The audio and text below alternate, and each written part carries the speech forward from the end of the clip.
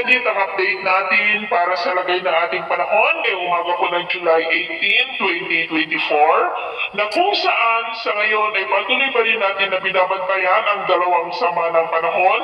na nasa loob at labas ng ating area of responsibility sa silangang bahagi po ng ating bansa.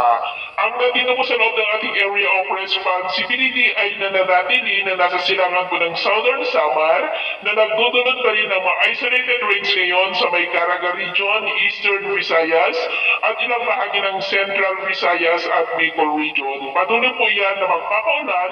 hanggang weekend habang kumikilos po pa-northward, pataas at posibleng lalakas na bagyo pagsapit po dyan sa may Philippine Sea sa silangan po ng Luzon na patuloy na magpapalakas ng habagat na siya naman pong patuloy pa rin na magpapaulan dito po sa ating bansa. Ang sama ng panahon naman na nasa labas ng ating area of responsibility ay posibleng lalakas ngayong weekend habang kumikilos pa-northward, paakyat, papasok po sa ating area of responsibility pero posibleng magsasanib din ang dalawang ito bago lalabas sa ating area of responsibility na posibleng tumugin po ang China. Ang susunod na dalawang bagyo ay tatawagin po sa local name na Butchoy at Karina. At ito nga pinapakita ng forecast model natin pong ginagamit hanggang sa matapos ang buwan na ito ay posible pa rin ang banta ng mga bagyo dito po sa ating bansa. Pero maliban po sa banta ng mga bagyo ay paghandaan na rin natin ang lumalakas ng habagat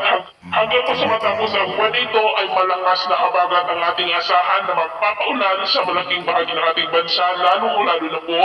dyan sa western section. At sa lagay ng ating panahon ngayong madaling araw dahil sa habagat sa kanluran at sama ng panahon sa silangan ay may mga isolated rains sa may Bataan, Metro Manila, Bulacan, Calabarzon, Mimaropa, ilang bahagi ng Bicol Region, Samar Provinces, Leyte, Bohol, Cebu, Negros, ilang bahagi ng Panay Island, Sulu Archipelago, Zamboanga Peninsula, Sarangani, Mati at Caraga. At mamaya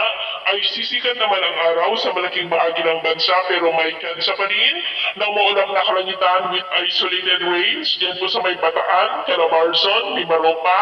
ilang bahagi ng Bicol, Eastern Samar, Leyte, Northern Cebu, Bacolod, ilang bahagi ng Panay Island, Caraga, Sulu Archipelago, Zamboanga Peninsula, Sarangani at dyan po sa may Mati. At mamayang hapon, mas maraming lugar muli sa ating bansa ang makakaranas ng walang nakalangitan with isolated light to heavy rains, lalo na sa malaking bahagi ng Visayas, Mindanao, Southern Luzon, Central Luzon at ilang bahagi lamang ng Northern Luzon. Kaya mag-ingat po tayo sa posibleng banta po ng mga pagbaha at pagguho ng lupa. At sa atin naman po mga baybayin, wala naman po tayong nakataas na namang warning signals, pero ibayong pag-ingat lamang po kung papalaot tayo. Ano na po dyan sa kanlulang baybayin ng Southern Luzon dahil nandyan po yung habagat na nagdudulot ng maalon na panahon. At iwasan muna natin ang papalaot sa silangang baybayin ng Visayas dahil nandyan naman po yung sama ng panahon na ating minomonitor.